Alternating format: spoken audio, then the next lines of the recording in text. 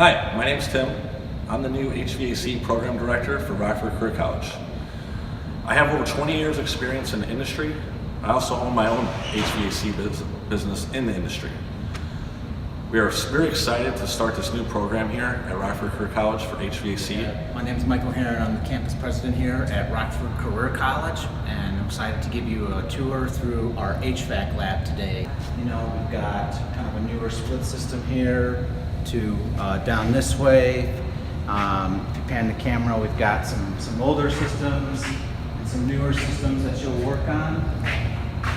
Boilers down here, okay. You can see kind of the new boiler. It's not that big circle machine anymore.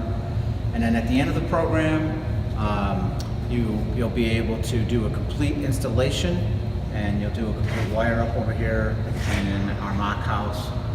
And all of our classes have a capstone course at the end where you do this complete installation, and then study for and test for your EPA certification. 10-month program. Look forward to having you all come down here and meet Tim, meet myself, and take a tour of the lab here. Hope this helps you, and we'll see you soon.